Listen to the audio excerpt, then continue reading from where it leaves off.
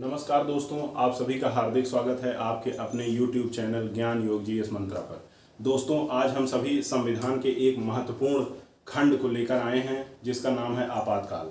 आपातकाल की चर्चा आप हमेशा ही अखबारों में, राजनेताओं के भाषणों में अक्सर आप सुनते रहते हैं।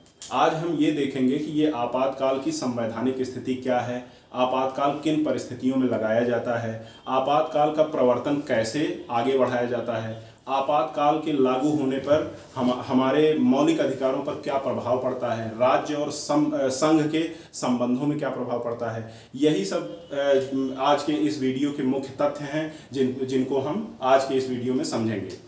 तो दोस्तों, आइए आज शुरू करते हैं संविधान का एक महत्वपूर्ण भाग जिसका नाम है आपातकाल। दोस्तों, आपातकाल संविधान के भाग 18 में वर्णित है। जब संविधान के भाग की चर्चा हम लोग कर रहे थे तो उसमें हम लोगों ने इस बात की चर्चा की थी कि भाग 18 में आपातकाल का वर्णन है, जो कि अनुच्छेद 352 से लेकर 360 तक आपातकाल की चर्चा की गई है।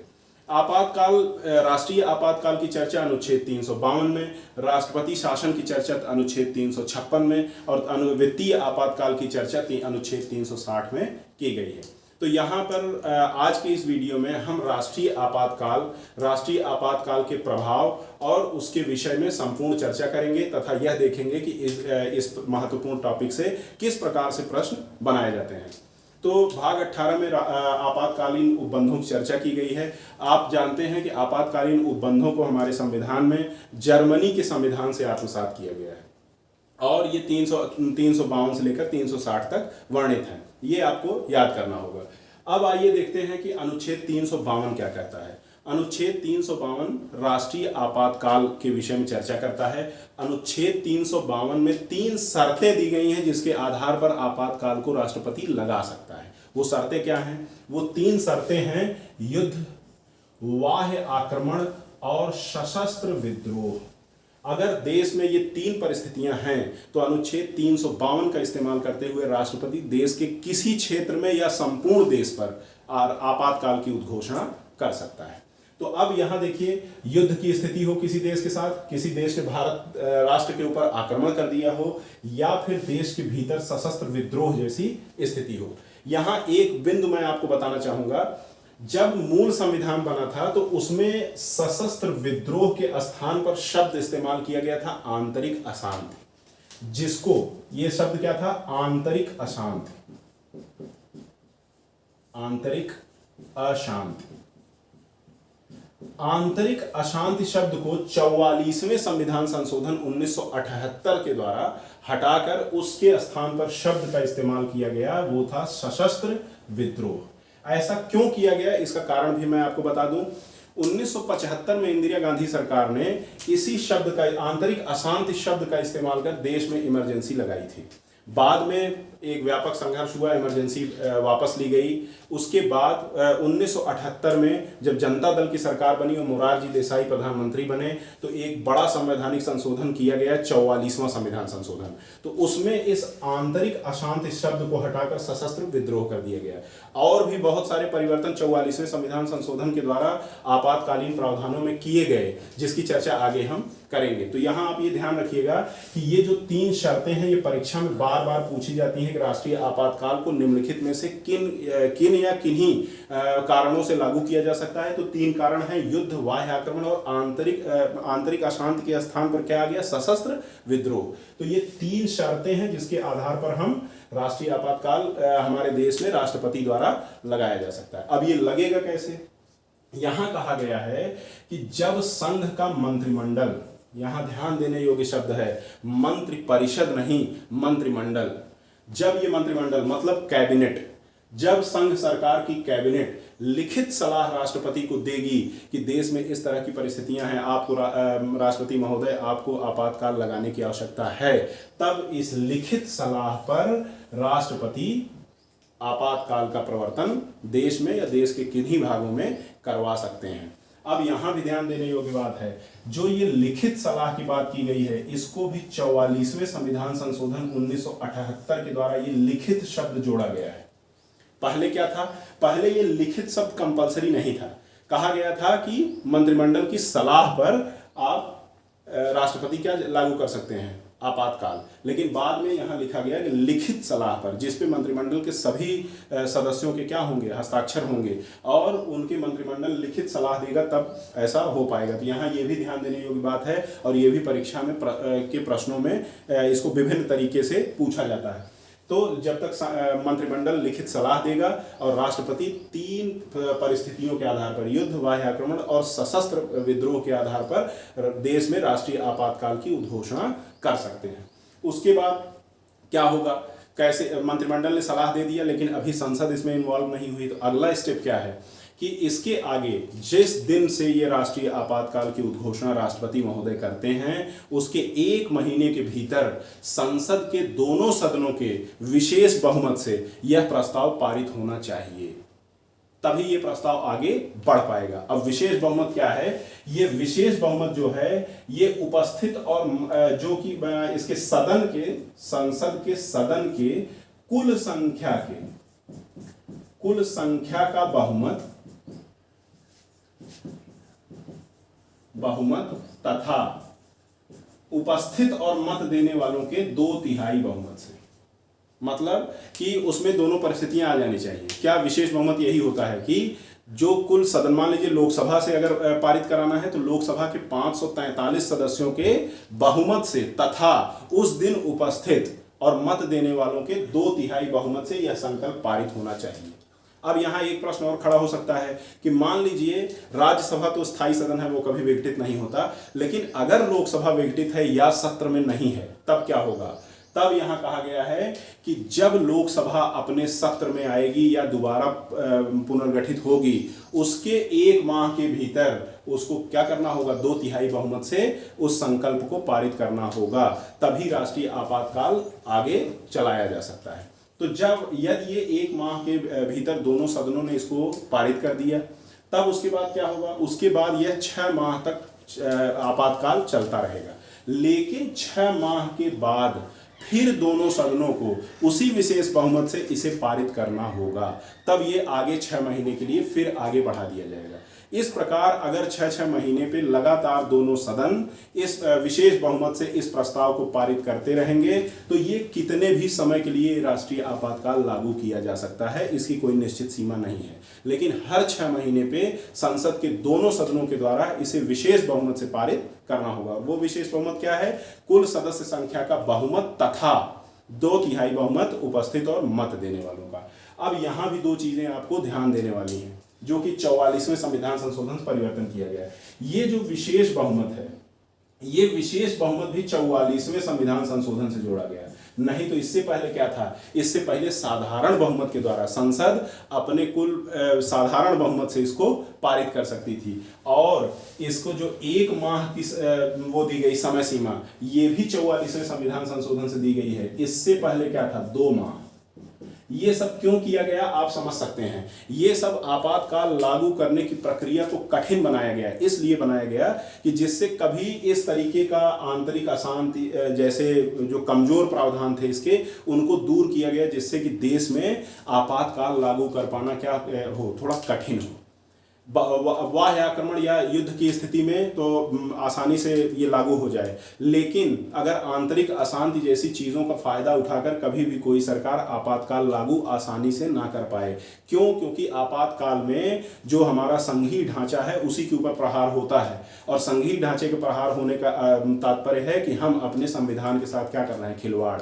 तो अभी हम आगे देखेंगे कि आपातकालीन प्रावधानों से किस प्रकार राज्यों की शक्तियों पर क्या लगाया गया है प्रतिबंध, तो उसी से क्या होगा, राज्य की शक्तियां क्या हो जाएंगी, प्रतिबंधित, तो उसके प्रभाव में इसकी चर्चा करेंगे। तो इसीलिए ये सारे परिवर्तन किए गए जिससे कि आपातकाल को लगाने की प्रक्रिया क्या हुई, कठिन।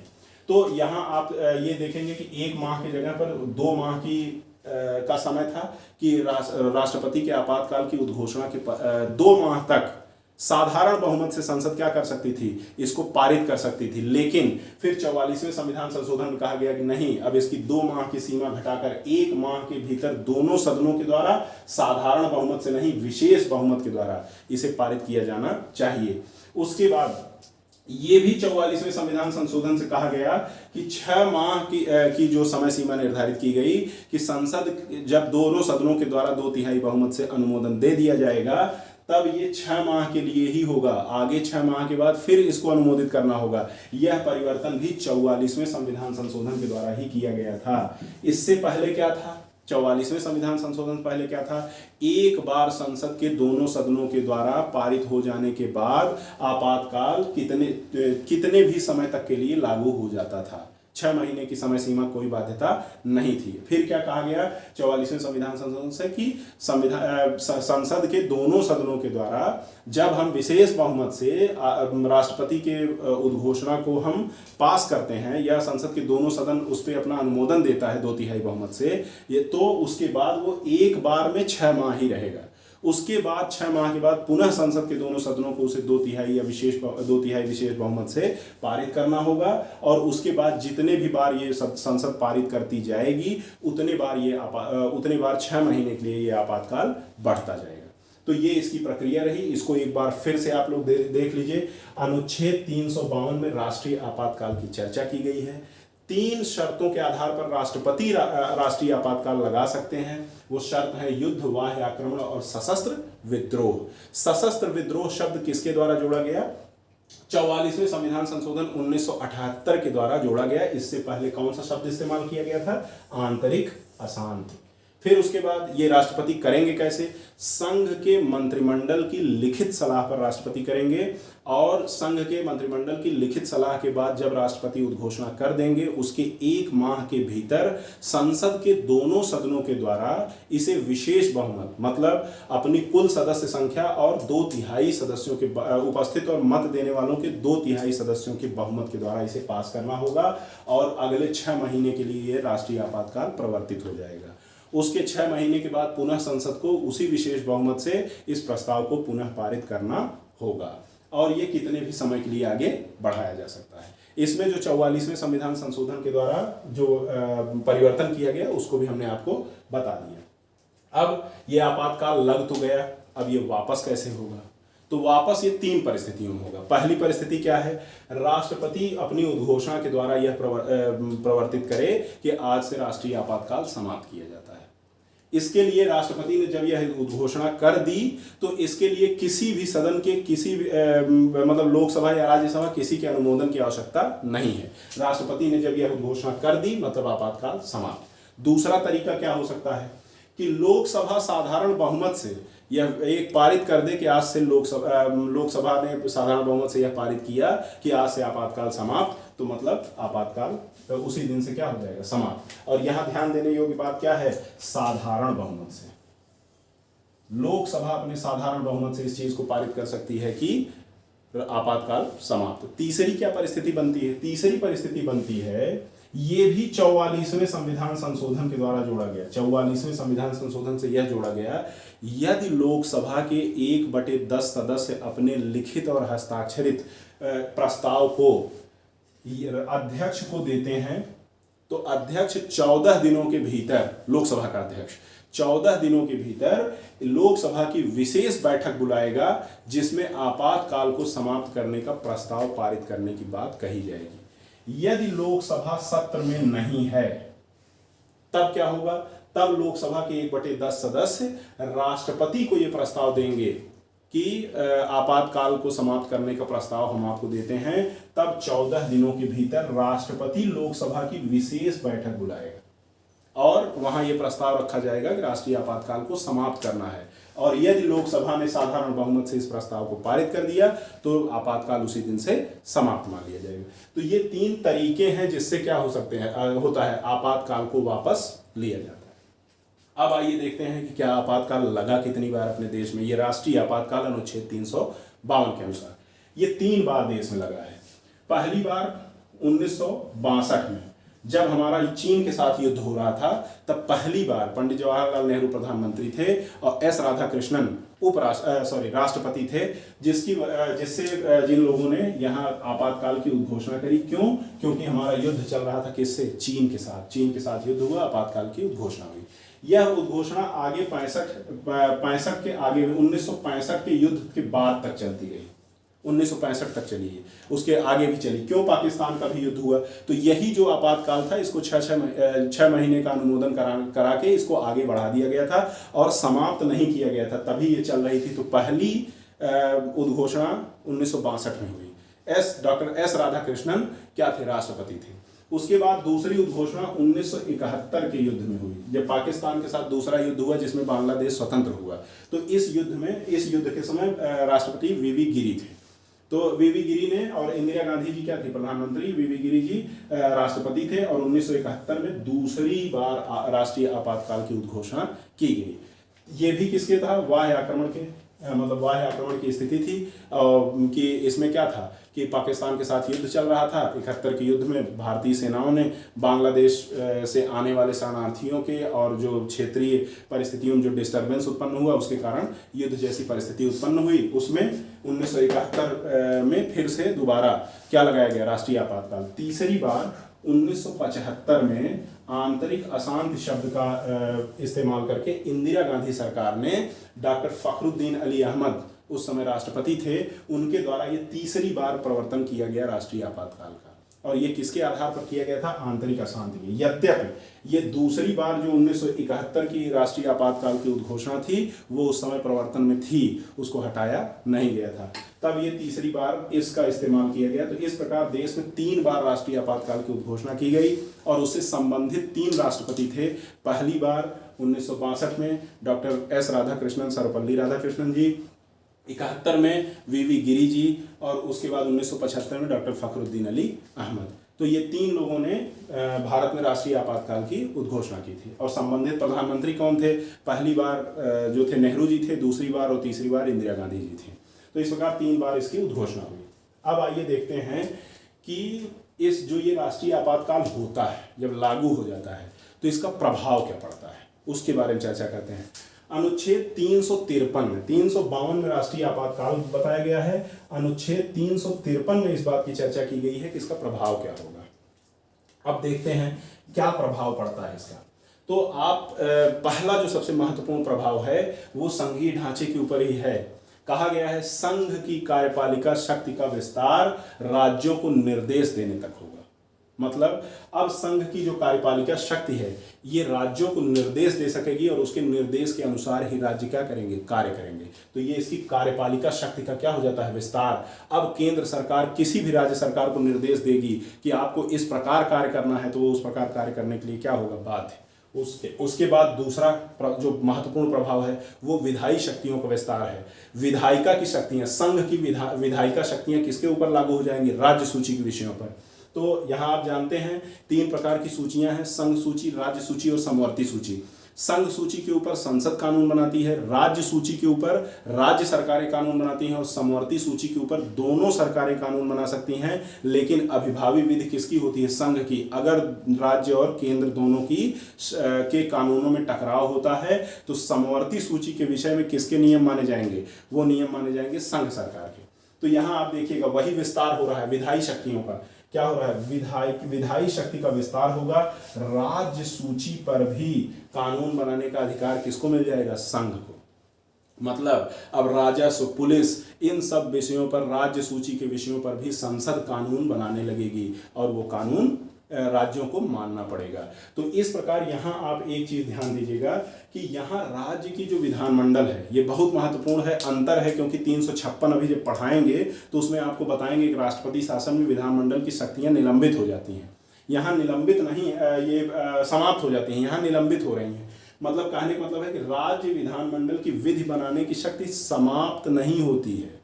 राज्य विधानमंडल बना रहेगा लेकिन उसकी शक्ति को कुछ दिनों के लिए क्या कर दिया जाएगा? सस्पेंड, रोक दिया जाएगा, निलंबित कर दिया जाएगा कि अभी आपातकाल के दौरान राज्य विधानमंडल इन विषयों पर कानून नहीं बनाएगा। इस पे कौन कानून बना रहा है? संसद कानून बना रहा है। तो इनकी शक्तियों को क्या कर दिया जाएगा? निलंबित। और अगर 356 जब पढ़ेंगे तो उसमें शक्तियां क्या कर दी जाती हैं? समाप्त। तो यहाँ ये बात ध्यान देने योग्य है और इम्पॉर्टेंट है कि राज्य विधानमंडल की विधि बनाने की शक्ति समाप्त नहीं होती है, ये क्या होगी? केवल निलंबित हो जाती है।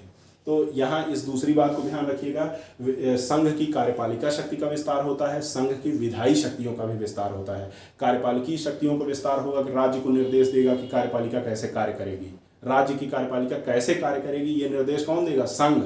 और फिर दूसरा क्या होगा? विधायी शक्तियों में विस्तार होगा। और राज्य सूची के विषयों पर भी कौन कानून बनाएगा? संसद। तो यहाँ ये राज्य सूची के विषय पर संसद कानून बनाएगी, राज्य उसको मानने के लिए बाध्य होगा। यहाँ दो बिंदु ध्यान देने योग्य हैं कि राज्य विधानमंडल की शक्तियां समाप्त नहीं होती हैं, राज्य विधानमंडल की शक्तियां निलंबित हो जाती हैं कुछ आपातकाल के दौरान। और उसके बाद जब आपातकाल समाप्त होगा उसके बाद राज्य विधानमंडल की शक्तियां पुनः बहाल हो जाएंगी। तो और दूसरी चीज क्या होगी? उन राज्यों पर भी ये उद्घोषणा लागू हो सकती है जहां आपातकाल प्रवर्तन में ना हो। मतलब कि जैसे मान लीजिए पाकिस्तान के साथ युद्ध हुआ और आपातकाल की उद्घोषणा केवल पाकिस्तान की सीमा से लगे हुए राज्यों में की गई, मतलब गुजरात, राजस्थान, जम्मू कश्मीर, इन सब में, पंजाब, इन सब राज्यों में क्या कर दिया गया? आपातकाल की उद्घोषणा राष्ट्रपति के द्वारा की गई कि पाकिस्तान के युद्ध के मद्देनजर इन राज्यों में आपातकाल की उद्घोषणा की जाती है। लेकिन यहाँ जो संघ की शक्तियां हैं ये उन राज्यों पर भी लागू होगी जिन पर आपातकाल नहीं लागू है। मतलब वो हिमाचल प्रदेश, वो उत्तराखंड, उत्तर प्रदेश, इन सब पे भी लागू होगी। क्यों? क्योंकि ऐसा माना गया है कि इस युद्ध का प्रभाव यदि इन राज्यों पर पड़ता है तो उस दशा में इन राज्यों पर भी संघ की विधायी और कार्यपालिकी शक्तियों का विस्तार किया जाएगा, ये कहा गया है। तो मतलब केवल उन्हीं क्षेत्र में नहीं जहां आपातकाल प्रवर्तन में है, उन क्षेत्रों पर भी ये संघ की कार्यपालिकी और विधायी शक्तियों का विस्तार होगा जहां आपातकाल लागू नहीं है।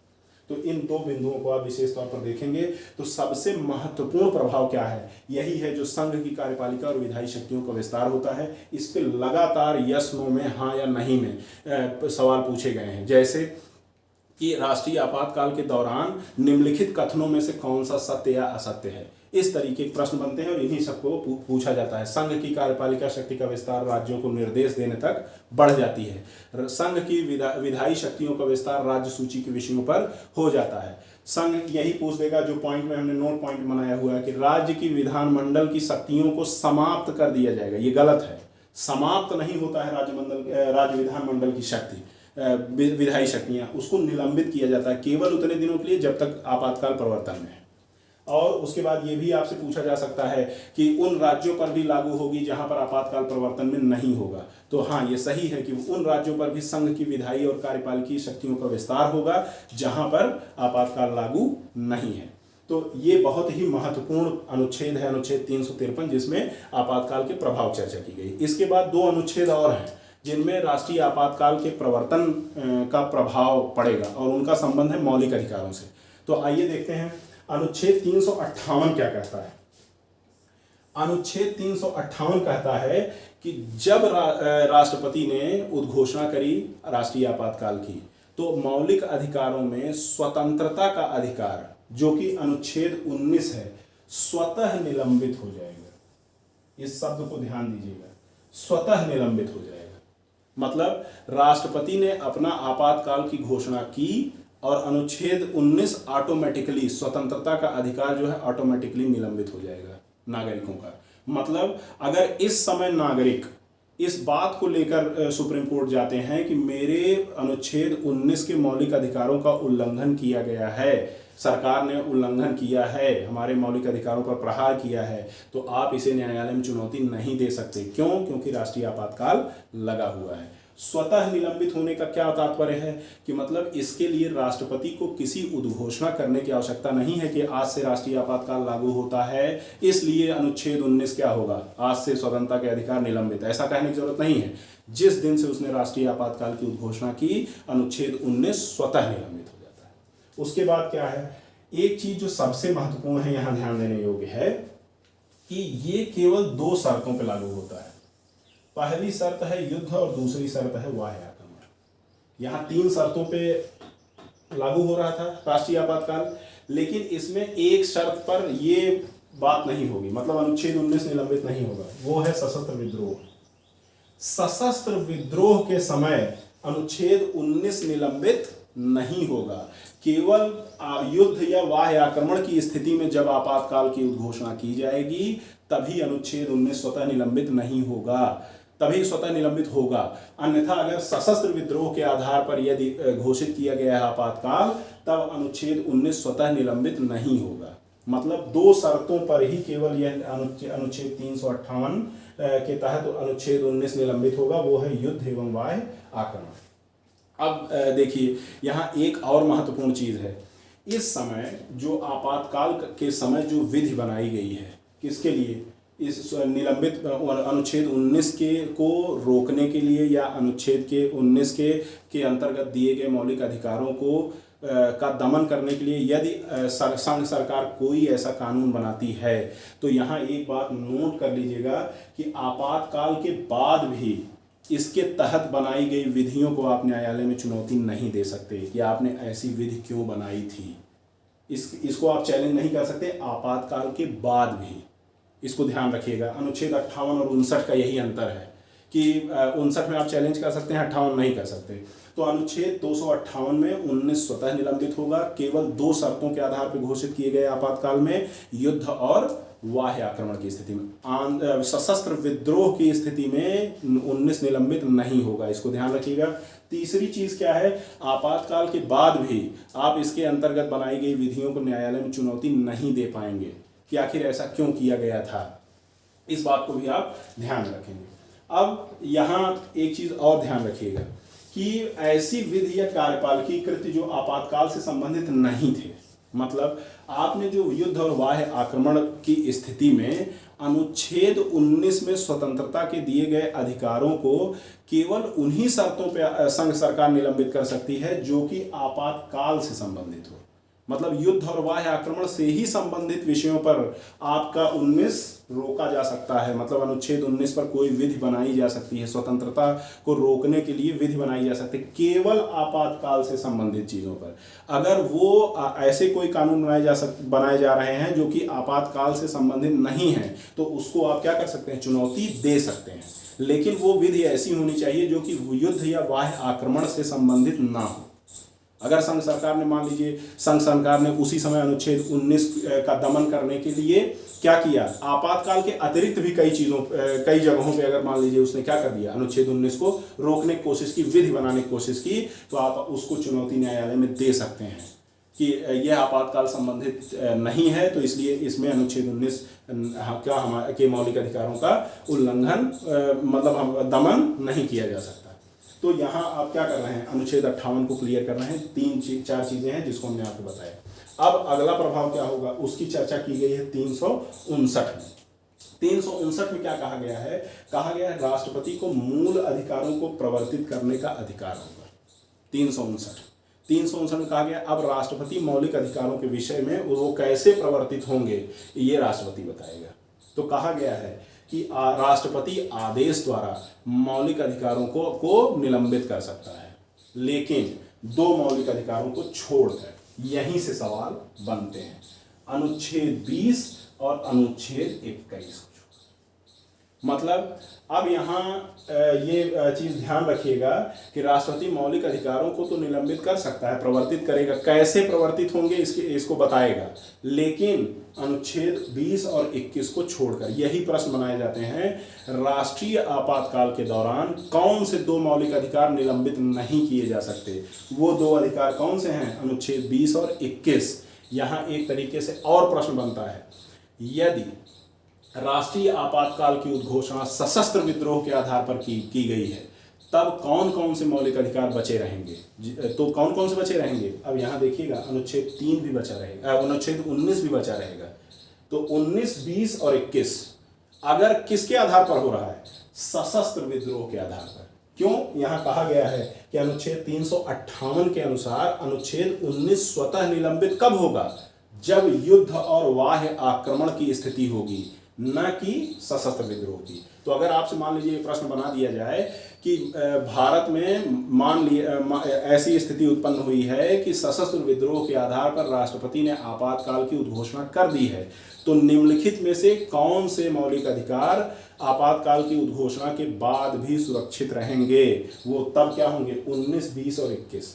लेकिन अगर केवल प्लेन सवाल पूछा जा रहा है कि राष्ट्रीय आपातकाल की उद्घोषणा के दौरान कौन से दो मौलिक अधिकार या कौन से मौलिक अधिकार सुरक्षित होंगे, अनुच्छेद 20 और 21। लेकिन अगर विशेष तौर से नोटिफाई करके कहता है कि सशस्त्र विद्रोह के आधार पर राष्ट्रीय आपातकाल घोषित किया गया है, तब 3 मौलिक अधिकार बचेंगे, 19, 20 और 21। ये क्लियर रहिएगा, इस चीज़ को लेकर बहुत सारे प्रश्न बनाए गए हैं, इसको क्लियर रहिएगा। यही थोड़ा सा लूप होल है या थोड़ा सा ट्विस्ट है यहाँ पे, तो इसको ध्यान रखिएगा। तो राष्ट्रपति मौलिक अधिकारों का प्रवर्तन 359 अनुच्छेद 359 के द्वारा करेगा, लेकिन दो मौलिक अधिकार अनुच्छेद 20 और 21 को छोड़कर वो अन्य सभी मौलिक अधिकारों को निलंबित कर सकता है। और वो कैसे करेगा? आदेश के द्वारा।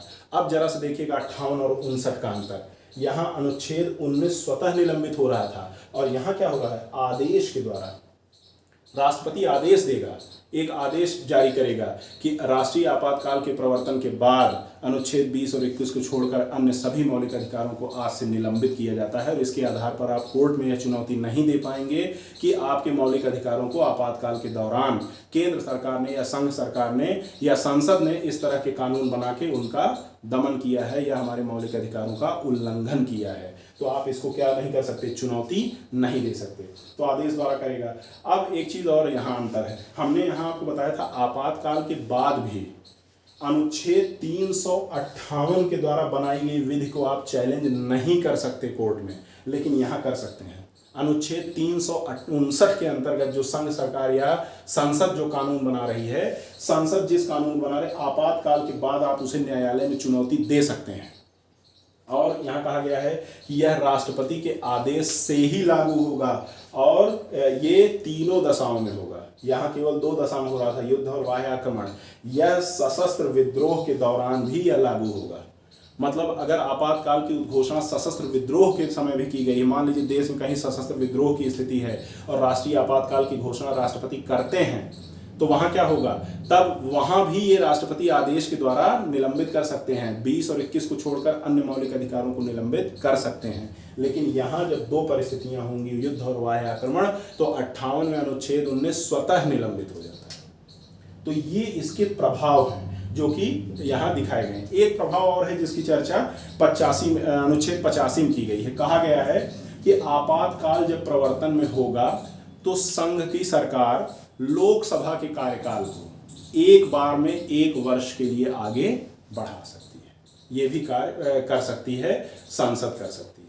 कि क्या करेगी कि लोकसभा के कार्यकाल को 1 वर्ष के लिए बढ़ा सकती है। लोकसभा का कार्यकाल सामान्यतः 5 साल का होता है, वो उस समय एक बार में 1 वर्ष के लिए आगे बढ़ा सकती है। तो ये चर्चा यहाँ है। इसके बाद बीच में 2 अनुच्छेद छूट रहे हैं, अनुच्छेद 354 और अनुच्छेद 355। उसको भी हम आपको बता दे रहे हैं।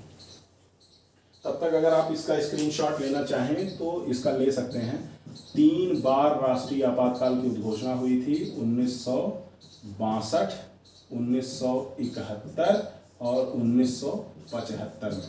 आप इसको ले सकते हैं, तब आपको अनुच्छेद 354 और 355 के बारे में चर्चा कर रहे हैं इसके बाद। ठीक है, आइए अब देखते हैं अनुच्छेद 354 और 55 में क्या कहा गया है। अनुच्छेद 354 कहता है कि जब राष्ट्रीय आपातकाल लागू होगा तो जो राजस्व का वितरण है केंद्र और राज्य के मध्य, 354 राजस्वों का वितरण,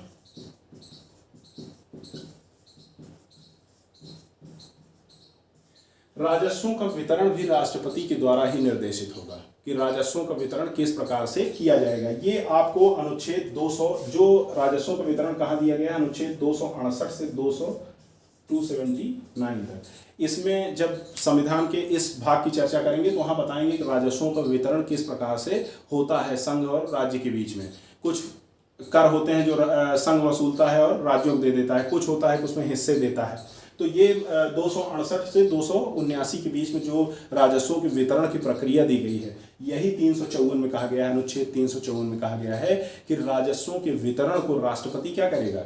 नियंत्रित कर सकता है, वो परिवर्तित कर सकता है कि राजस्वों का वितरण राज्य और केंद्र में किस प्रकार होगा। तो अनुच्छेद 354 में राजस्वों के वितरण चर्चा की गई है। अब इसके बाद अनुच्छेद जो 355 है, इसमें कहा गया है कि केंद्र का यह कर्तव्य होगा।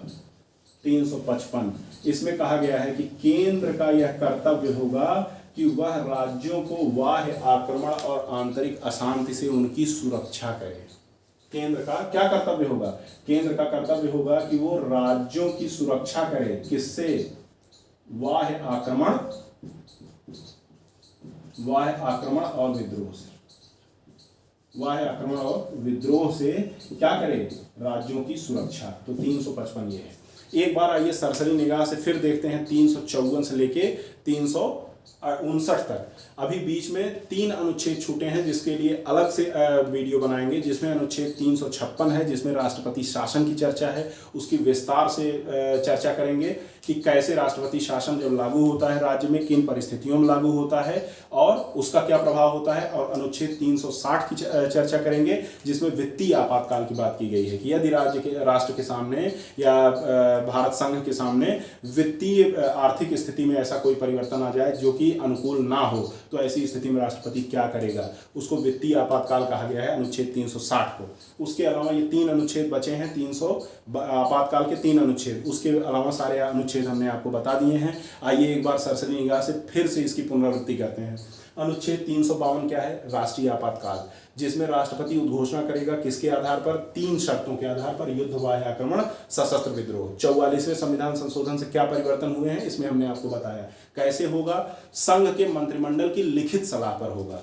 फिर आगे क्या होगा? संसद उद्घोषणा होने के 1 माह के भीतर विशेष बहुमत से उसको पारित करेगी और यदि संसद का एक सदन लोकसभा यदि सत्र में नहीं है या विघटित है तो जब भी उसकी बैठक होती है उसके 1 माह के भीतर इस अनुमोदन को देना होगा, अनुमोदन करना होगा उसका। उसके पश्चात या एक बार में संसद के द्वारा अनुमोदित होने के बाद अगले 6 माह तक ये व्यवस्था रहेगी और उसके बाद फिर संसद अनुमोदित करेगा तो ये कितनी भी बार आपातकाल को आगे बढ़ाया जा सकता है। तो आप 352 राष्ट्रीय आपातकाल, 353 उस राष्ट्रीय आपातकाल का प्रभाव जिसमें कि संघ की कार्यपालिका शक्ति का विस्तार, संघ की विधायी शक्तियों का विस्तार कैसे होगा ये बताया गया है। वापस कैसे होगा इसकी भी चर्चा हो गई है। 353 ये हो गया। 354 में जब राष्ट्रीय आपातकाल लगा होगा तो राजस्वों का वितरण जो अनुच्छेद 268 से 279 के बीच में है, उन राजस्वों के वितरण को राष्ट्रपति प्रभावित कर सकता है, बदल सकता है उसको। उसके बाद 355 की राष्ट्रीय आपातकाल के समय या सामान्य परिस्थितियों में भी केंद्र का यह कर्तव्य होगा कि वह राज्यों की बाह्य आक्रमण, युद्ध और आंतरिक अशांति से या सशस्त्र विद्रोह से क्या करेगा? सुरक्षा करेगा। उसके बाद 56-57 की चर्चा अगले वीडियो में करेंगे। 58 क्या है? अनुच्छेद 19 कैसे स्वतः निलंबित होता है, वही 358 बहुत महत्वपूर्ण है। 358 359 इनमें होने इन दोनों में अंतर क्या है और 358 और 359 में क्या दिया गया? सीधे सवाल बनता है। अनुच्छेद 19 स्वतः निलंबित होता है, इसकी चर्चा किस अनुच्छेद में है? 358 में। आपको दिया जाएगा मौलिक अधिकारों का निलंबन आपातकाल के दौरान किस अनुच्छेद के दौरान होता है? 359। मौलिक अधिकारों का इसमें अनुच्छेद 19 का स्वतः निलंबन 58 में। तो ये इनकी दोनों चर्चा हुई। तो दोस्तों आज का यह वीडियो यहीं समाप्त होता है और आपको इस वीडियो से निश्चित तौर पर आपकी विभिन्न परीक्षाओं में इससे मदद मिलेगी और आपको ऐसे ही लाभकारी वीडियो लगातार मिलते रहेंगे। बहुत बहुत धन्यवाद।